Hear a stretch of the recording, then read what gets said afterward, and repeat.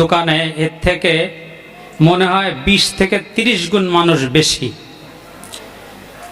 এদের জন্য সূরা মুলকের একটা আয়াত আমরা সকলে জানি, কাল কিয়ামতের ময়দানে যখন বিচারের ফয়সালা হয়ে যাবে, কেউ জান্নাতি কেউ জাহান্নামী। মা সালাকাকুম ফি সাকার, জান্নাতীরা জাহান্নামীদেরকে বলবে ডেকে, তুমি কেন জাহান্নামে গিয়েছো? যারা ঘোরাঘুরি করতেছে তাদের জন্য আল্লাহ সুবহানাহু ওয়া তাআলা সূরা মুলকের মধ্যে একটা আয়াত বলে দিয়েছেন, ওয়াকালু লাউ কুন্না নাসমাউ আও নাআকিলু মা কুন্না ফি আসহাবিস সাঈদ।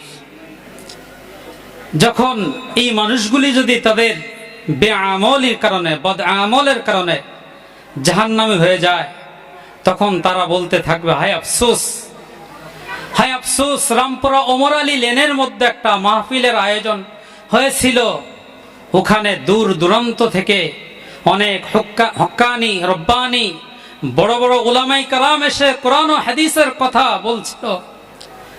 ক্বালু লাউ কুন্না নাসমাউ, হায় যদি আফসোস, হায় যদি শুনতাম, আও নাসমাউ আও নাআকিলু, এবং শুনে যদি কি বলছে এটা বোঝার চেষ্টা করতাম।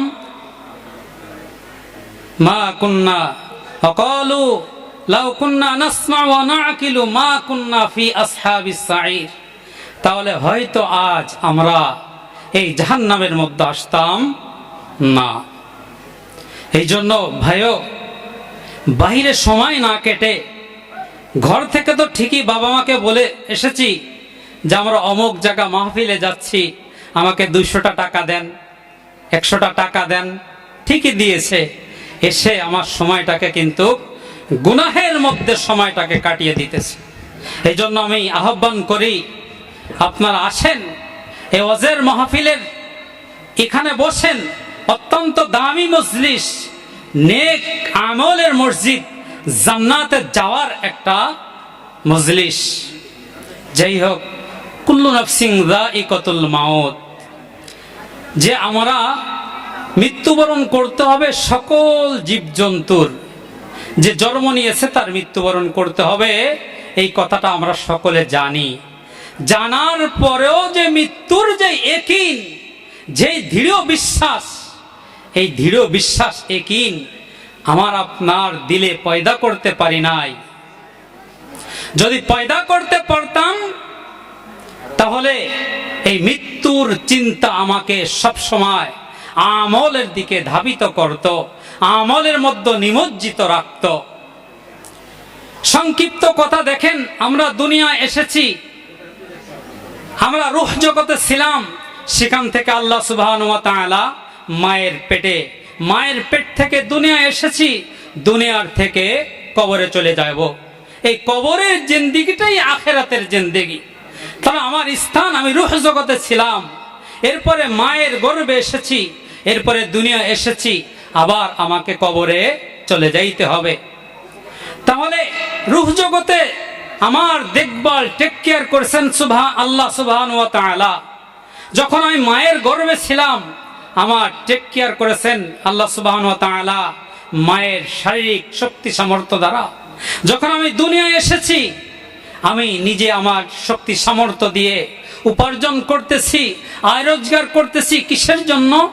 এখানে আমার থাকার জন্য খাবারের প্রয়োজন, পোশাকের প্রয়োজন, বাসাবাড়ির প্রয়োজন, সন্তান সন্ততির প্রয়োজন, স্ত্রী পুত্রের প্রয়োজন, ইত্যাদি ইত্যাদি জিনিসের প্রয়োজন।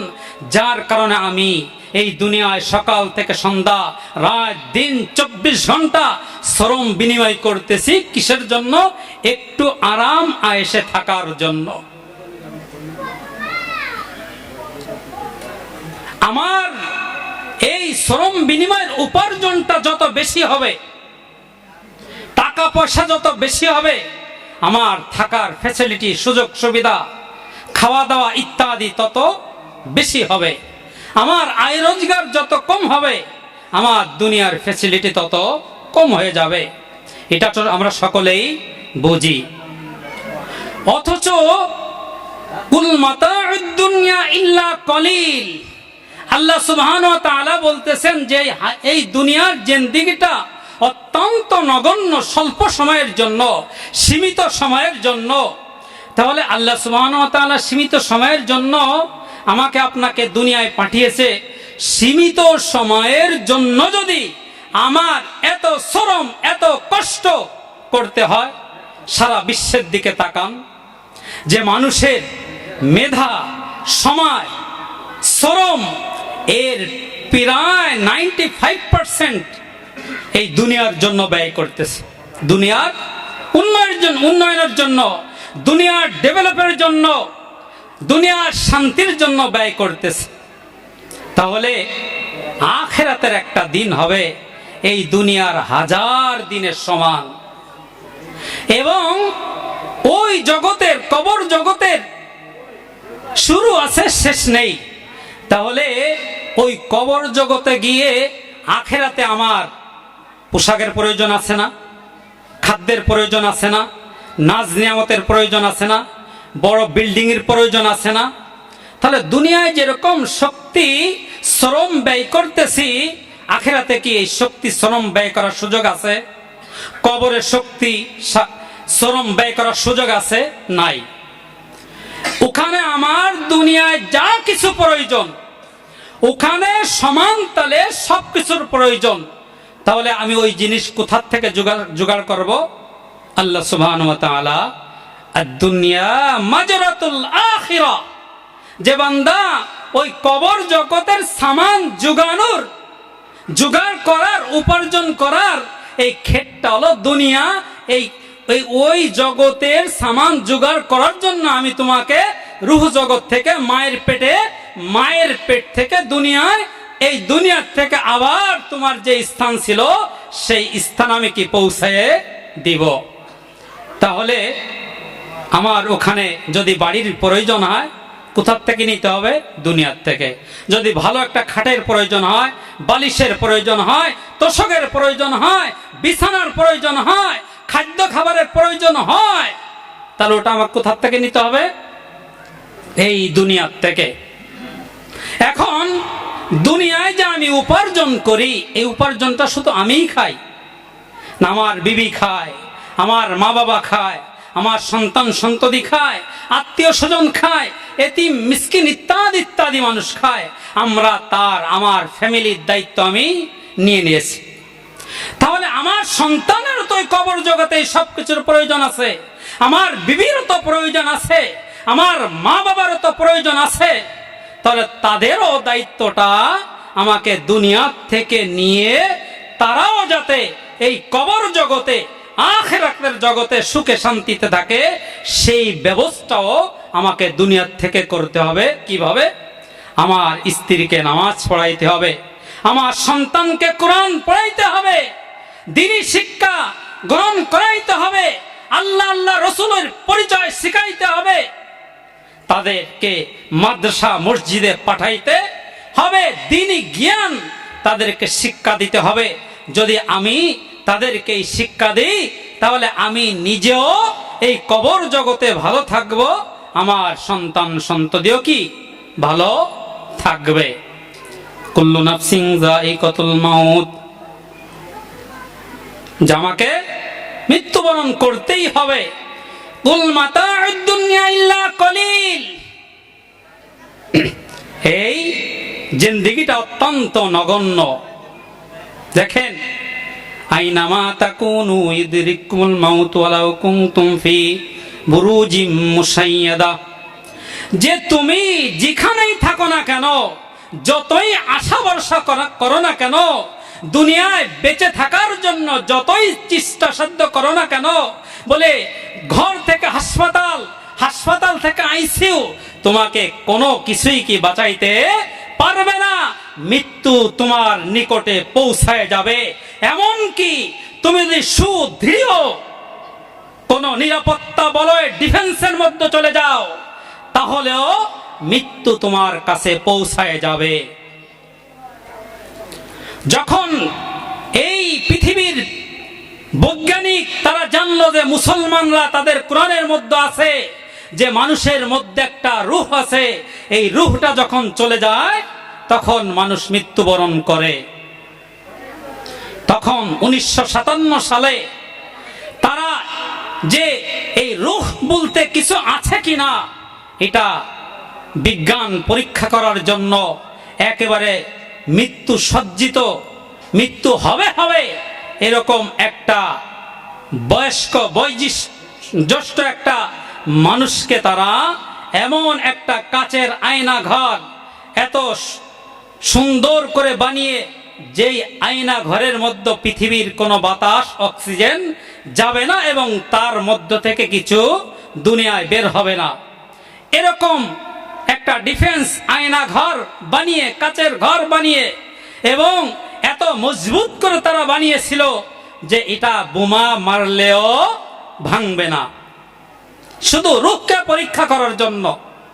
তে এই একটা বৃদ্ধ লোককে এমন মেডিসিন দিয়ে, অক্সিজেন দিয়ে তার ওর মধ্যে রেখে দিয়েছে যে রূহ কি জিনিস পরীক্ষা করার জন্য। দেখা গেছে একটা সময় যেই আয়না ঘর, যেই কাচের ঘর বোমা মারলেও ভাঙবে না, হঠাৎ করে ফেটে গিয়েছে আর মৃত্যুবরণ হয়ে গিয়েছে। ওয়াসআলুনাকা আনির রূহ কুলির রূহু মিন আমরি রাব্বি, যে রূহ কি জিনিস এটা আল্লাহ সুবহানাহু ওয়া তাআলার একটা হুকুম। এখন আমার আপনার রূহ কখন শরীর থেকে বের হয়ে যাবে এই সার্টিফিকেট এই সময় তো আল্লাহ সুবহানাহু ওয়া তাআলা আমাদের প্রত্যেকের হাতে হাতে দিয়ে দিয়েছে, ঠিক না? এই জন্য আমাদের বয়স যখন 50, 60, 70 হবে তখন নামাজ পড়লে, কোরআন পড়লে, তাসবিহ তাহলিল পড়লেই চলবে, তাই তো নাকি? না যুবকরাও মরে, না মানুষ মায়ের গর্ভে থেকেও তো মরে, ভূমিষ্ঠ হয়েও মরে, শিশু বাচ্চাও তো মরে, মরে কি মরে না? তাহলে মৃত্যুর কোনো সময় আছে? মৃত্যুর কোনো সিরিয়াল আছে? সিরিয়াল নেই। এই জন্য আমাকে আপনাকে সব সময় মৃত্যুকে স্মরণ করতে হবে। রাসূল করিম সাল্লাল্লাহু আলাইহি ওয়াসাল্লাম হাদিসের মধ্যে বলেছেন, এই কবর আমাকে আপনাকে প্রতিদিন 70 বার ডাকতেছে যে আমি কবর, আমি তোমার আসল ঘর, আদি নিবাস, এইখানে তোমাকে আসতে হবে। তুমি এই ঘরের জন্য প্রস্তুত হও। এটা সাপ বিচ্ছুর ঘর, পোকামাকড়ের ঘর, শাস্তির ঘর, আযাবের ঘর, অন্ধকার ঘর। এই ঘরে তুমি যদি আরাম আয়েশ করতে চাও তাহলে তুমি আল্লাহ রসুলের কথা অনুযায়ী জীবনযাপন করো। কুল মাতাউদ দুনিয়া ইল্লা কলিল, এই কুল মাতাউদ দুনিয়া ইল্লা কলিল আল্লাহ বলে দিয়েছেন দুনিয়ার জগৎটা অত্যন্ত নগণ্য। এই নগণ্য জগৎকে বোঝাইতে গিয়ে পাকিস্তানের এক বিখ্যাত কবি একটা গল্প লিখেছেন। গল্পের মাধ্যমে মানুষকে খুব সুন্দরভাবে বুঝিয়ে দিয়েছেন যে আমরা দুনিয়ার সাথে সাথে কি করে ওই কবর জগতের সামান গুছাইতে পারি, ওখানের আযাবকে কিভাবে সরাইতে পারি। তিনি বলেছেন যে একটা দেশ, ওই দেশের সবাই স্বাধীন, কিন্তু ওই দেশের প্রেসিডেন্ট, প্রধানমন্ত্রী কেউ হতে চায় না, কেউ হতে চায় না, কেউ দায়িত্ব নিতে চায় না। কারণ তাকে ওই দেশের প্রেসিডেন্ট, প্রধানমন্ত্রী হওয়ার একটা সময়সীমা আছে 5 বছর। এই 5 বছর পরে তাকে একটা পাহাড়ের গিরিপথে একটা নিকৃষ্ট জায়গায় রেখে আসবে। এই ভয়ে কেউ ওই দেশের ওই স্থানের দায়িত্ব নিতে চায় না। এখন কেউ নিতে চায় না, জবরদস্তি করে একজনকে মনে করেন প্রেসিডেন্ট বানিয়ে দিয়েছে যে তোমাকে হতেই হবে। এখন যিনি প্রেসিডেন্ট হয়েছেন তিনি খুব চিন্তিত, ব্যথিত যে আজ আমি এই দেশের প্রেসিডেন্ট হয়ে শান শৌকতে এই প্রজাদেরকে দেখভাল করতেছি, চালাইতেছি, তারা আমাকে সম্মান দিতেছে, আমার কোনো কিছুর অভাব নেই। কিন্তু আমাকে 5টা বছর পরে ওই এমন এক নির্জন জায়গায় রেখে আসবে যেখানে আলো নেই, সাথী নেই, বাতি নেই, খাবার নেই, কোনো কিছু নেই। তাই ওই প্রেসিডেন্ট চিন্তা করলো যে আমার এই প্রজাদের জন্য এত এত মিলিয়ন খরচ করব, তাই প্রজাদের জন্য মিলিয়ন মিলিয়ন অর্থ খরচ করব না, এই অর্থকে আমার ওই অন্ধকার ঘরের জন্য খরচ করব, আমার ওই কঠিন সময়ের জন্য খরচ করব, আমার ওই গৃহপথের জন্য খরচ করব। তাহলে তিনি করলেন কি, তো প্রজাদের জন্য খুব কম খরচ করে ওই গিরিপথকে খুব উন্নত করলেন। উন্নত করার ধারা কি হয়ে গেল, যে আমি 5 বছর পরে এইখানে যেই শান-শৌকতে আছি, যেই সুন্দর পরিবেশে আছি, আমি তার থেকে আরো 1000 গুণ সুন্দর ভাবে আমি ওখানে যেন জীবন যাপন করতে পারি। ঠিক তদরূপ আমরা রূহ জগতে ছিলাম, আমাদের কোনো কিছুর অভাব ছিল না, কোনো কষ্ট ছিল না, কেউ আমাদেরকে গালি দেয় নাই, কেউ আমাদেরকে মারে নাই, কেউ আমাদের উপর রাজত্ব করে নাই। কিন্তু আল্লাহ সুবহানাহু ওয়া তাআলা তার নিজাম অনুযায়ী, নিয়ম অনুযায়ী, আল্লাযী খালাকাল মাউতা ওয়াল হায়াতা লিয়াবলুয়াকুম আইয়ুকুম আহসানু আমালা, আমাকে আপনাকে কে উত্তম আমল করে ওই কবর জগতে ফিরে যাইতে পারি, এই পরীক্ষা করার জন্য আমাকে আপনাকে আল্লাহ সুবহানাহু ওয়া তাআলা দুনিয়ায় পাঠিয়ে দিয়েছেন। এখন আমাদের বুঝশক্তিটা যদি সঠিক থাকে, তাহলে আমরা এই দুনিয়ার রাজত্বর পিছনে আমরা প্রত্যেকের স্থানে একজন প্রেসিডেন্ট। হয়তো আমি এই দেশের কর্তৃত্ব করতে পারি না, কিন্তু ঠিকই আমি আমার ফ্যামিলির কর্তৃত্ব আমার হাতে রয়েছে। আমি এই সমাজের কর্তৃত্ব করতে পারি না, কিন্তু আমার একটা ব্যবসা বাণিজ্যের কর্তৃত্ব কিন্তু আমার হাতে রয়েছে। অতএব আমরা কেউ কোনো না কোনো স্থানের একজন প্রেসিডেন্টের পাওয়ারে উত্তীর্ণ আছি।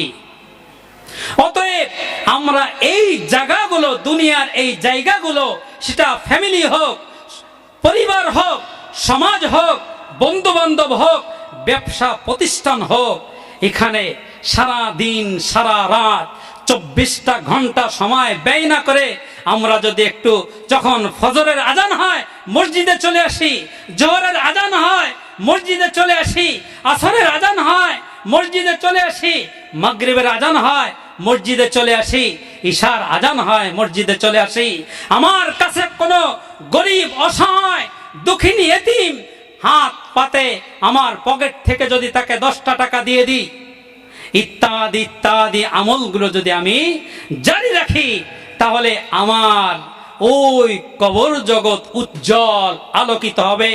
ওই কবর জগতের যে শাস্তি রয়েছে, এই শাস্তিগুলো সরে যাবে।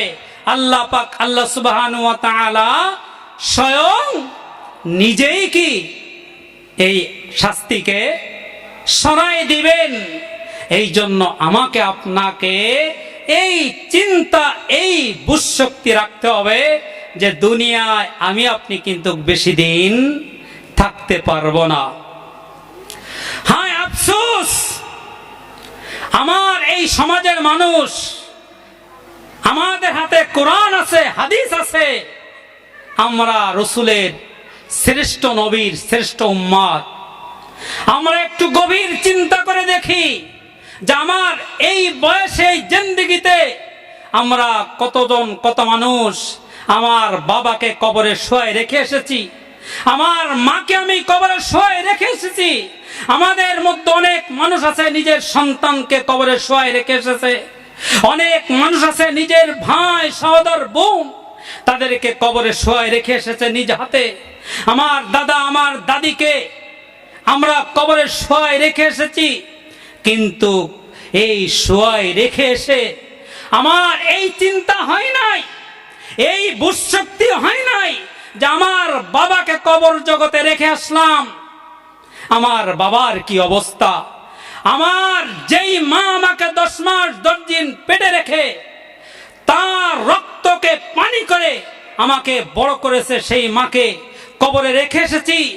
আমার সেই জন্মদাতা মায়ের কি অবস্থা, আমার ভাইয়ের কি অবস্থা, যেই সন্তানকে আমি জন্ম দিলাম তাকে আমি কবরে রেখে এসেছি, তার কি অবস্থা। আর ওই কবরে যে কোনো মুহূর্তে ওই কবরের যাত্রী স্বয়ং আমি নিজেও হয়ে যাইতে পারি। এই চিন্তা আমরা করতেছি না। আমি আমার এই পরিবারকে কবরে শোয়াই রেখে এসে আমি ঘরের মধ্যে এসে টিভি ছেড়ে ছবি দেখতেছি, কানে ইয়ারফোন লাগিয়ে গান শুনতেছি, অশ্লীল কাজের মধ্যে টাকা ব্যয় করতেছি, ইত্যাদি ইত্যাদি গুনার মধ্যে আমি কেমনে নিমজ্জিত আছি। হায় আফসোস, আছি কি আছি না? আমাদের সমাজের মানুষ করতেছে না? তাহলে আমি দুনিয়ার মোহে পড়ে বিভোর হয়ে আছি। এই জন্য আমাকে আপনাকে বুঝতে হবে। দেখেন, আমরা এমন এক শ্রেষ্ঠ নবীর উম্মত, আল্লাহ সুবহানাহু ওয়া তাআলা আমাদের এমন দৌলত, এমন সম্পদ দান করেছেন, যেই নবী শ্রেষ্ঠ নবী, যেই নবীর শিক্ষক স্বয়ং কে? আল্লাহ পাক রব্বুল আলামিন। আর ওই নবী আমার আপনার শিক্ষক। ইন্নামা বুইসতু লিউতিম্মা মাকারিমাল আখলাক। যে রাসূলকে শিক্ষক হিসেবে, আমার আপনার উস্তাদ হিসেবে, শিক্ষক হিসেবে আল্লাহ সুবহানাহু ওয়া তাআলা দুনিয়ায় পাঠিয়েছেন, তা আমরা সেই নবীর জন্য কুনতুম খায়রা উম্মাতিন উখরিজাত লিন-নাস, আমরা কি শ্রেষ্ঠ উম্মত হয়েছি, আমরা শ্রেষ্ঠ মানব হয়েছি। কারো ওসিলায়? রাসূলের ওসিলায়। দেখেন, মুসলমানদের অনেক সন্তান আছে, তার নিজের নবীর নামটুকু বলতে পারে না, নিজের নবীর নামটুকু বলতে পারে না।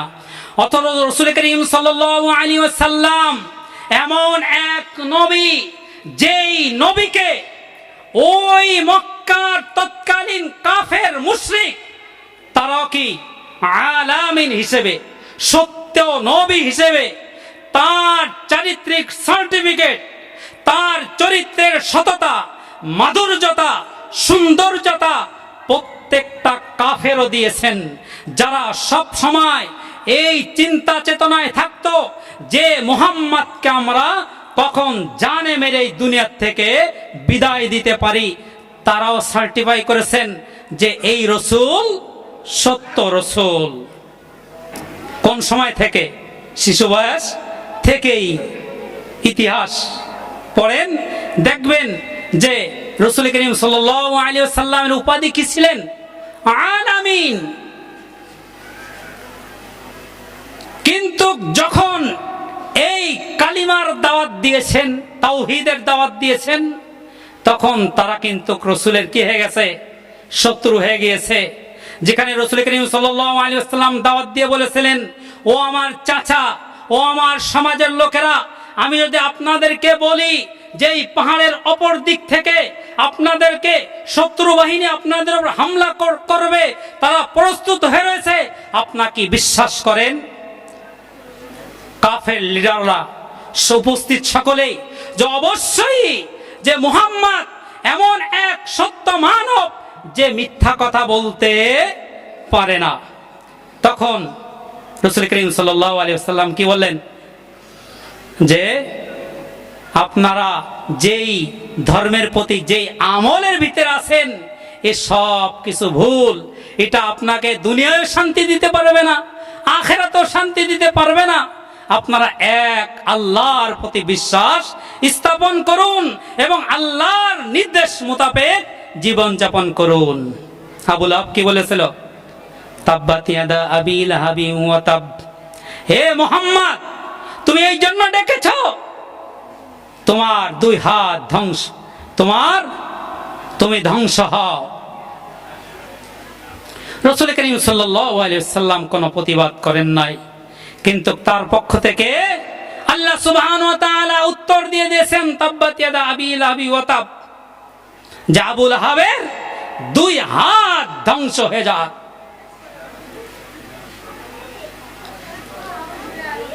কাফের লিডাররা রাসূল করিম সাল্লাল্লাহু আলাইহি ওয়াসাল্লামের কাছে আবু জাহেলের কাছে বারবার এসে এই ছল করেছেন, হে আবু জাহেল, মুহাম্মদ আমাদের সন্তান, আমাদের চোখের সামনে ভূমিষ্ঠ হলো, আমাদের চোখের সামনে বড় হলো, তার চরিত্রের কোনো ভুল ত্রুটি আমাদের সামনে ফুটে উঠে নাই, দেখি নাই, তাহলে মুহাম্মদ যা বলতেছে তাও সত্য, এগুলো কোনো কবির কথা না, এগুলো কোনো ঐতিহাসিকের কথা না, এগুলো কোনো গণকের কথা না, এগুলো কোনো জাদুটোনার কথা না, তাহলে মুহাম্মদকে মানতে সমস্যা কোথায়? আবু জাহেল উত্তর দিয়েছে যে মুহাম্মদ তো আমাদের গোত্রের না, আমরা যদি এই মুহাম্মদকে মেনে নিই তাহলে আমাদের তো মান সম্মান থাকবে না। এই কারণে কি তাদের কপালে হিদায়েত নসিব হয় নাই। এরপরও কাফের লিডারদের আবেদনের প্রেক্ষিতে আবু জাহেল রাসূল করিম সাল্লাল্লাহু আলাইহি ওয়াসাল্লামকে ইন্টারভিউ নিয়েছেন, ও ভাতিজা, তুমি যদি কয়েকটা জিনিস দেখাইতে পারো তাহলে আমরা তোমার ধর্মকে মেনে নিব, তুমি যদি চাঁদকে দ্বিখণ্ডিত করতে পারো তাহলে আমরা তোমার ধর্মকে মেনে নিব। রাসূল দেখাইলেন, আবু জাহেল উত্তর দিলেন, ও ভাতিজা, তোমার এত পাওয়ার যে তোমার জাদু আসমান পর্যন্ত পৌঁছাই গিয়েছে, বলে তুমি যদি খেজুরের বীজ পুড়ায় এনে দিই, তার থেকে যদি খেজুর গাছ চালায় আর তার এই গাছের মধ্যে যদি খেজুর ফল ধরে, তাহলে এই দৃশ্য দেখাইতে পারলে আমরা মুসলমান হয়ে যাব, আমরা মানব যে তুমি সত্য নবী। রাসূল দেখাইলেন যে আজওয়া খেজুর, কিন্তু এরপরে তারা রাসূলকে কি বললেন? জাদুকর। কি বললেন? জাদুকর। কেউ বললেন মাজনুন। কিন্তু আল্লাহ সুবহানাহু ওয়া তাআলা ঠিকই উত্তর দিয়ে দিয়েছেন, ওমা সাহিবুকুম বিমাজনুন, তোমাদের যে সাথী, যে আমার দোস্ত, শ্রেষ্ঠ নবী, যাকে না বানাইলেন, না সৃষ্টি করলে দুনিয়ার কোন মাখলুকাত দুনিয়ায় আমি সৃষ্টি করতাম না, তোমাদের এই সাথী কি পাগল? মজনুন নয়। এইভাবে রাসূল করিম সাল্লাল্লাহু আলাইহি ওয়াসাল্লাম যে সত্য নবী, প্রত্যেক কাফের এর সার্টিফাই করেছেন। প্রত্যেকটি ধর্মগ্রন্থে, ইনজিল বলেন, তাওরাত বলেন, জাবুর বলেন, হিন্দুদের বেদ বলেন, বৌদ্ধদের ত্রিপিটক বলেন, প্রত্যেকটা কিতাবে রাসূল করিম সাল্লাল্লাহু আলাইহি ওয়াসাল্লামের আগমনের সুসংবাদ এসেছেন। সে যে সত্য নবী, তার কথা এসেছেন, তিনি যে মহান নবী, তার কথা প্রত্যেকটা ধর্মীয় গ্রন্থে এসেছে। খাদিজা রাদিয়াল্লাহু তাআলা আনহা রাসূল করিম সাল্লাল্লাহু আলাইহি ওয়াসাল্লামের প্রেমে পাগল হয়েছিল, চিঠি লিখেছিলেন, হে মুহাম্মদ, তোমাকে এই জন্য ভালোবাসি না যে তুমি মক্কা নগরীর অনেক ধনাঢ্য ব্যক্তি, তুমি খুব সুন্দর যুবক, বলে এই জন্য তোমাকে ভালোবাসি না, তোমার অনেক অর্থবিত্ত গাড়ি বাড়ি আছে এই জন্য তোমাকে ভালোবাসি না, আল্লাহর কসম, লিহুসনি খুলুকিকা ওয়া সিদকিকা, বলে তোমার চরিত্র অত্যন্ত সুন্দর, তুমি সত্যবাদী, এই কারণে কি তোমাকে ভালোবাসি। তোমার মধ্যে এক অজানা এক দৃশ্য সৌন্দর্যতা তোমার মধ্যে বিরাজ করতেছে, সেই জন্য তোমাকে কি ভালোবাসি। আল্লাহ রাসূল সাল্লাল্লাহু আলাইহি ওয়াসাল্লামকে ফেরেশতার পক্ষ থেকে সত্য নবী, মহান নবী, সবচাইতে সুন্দর নবী এর সার্টিফাই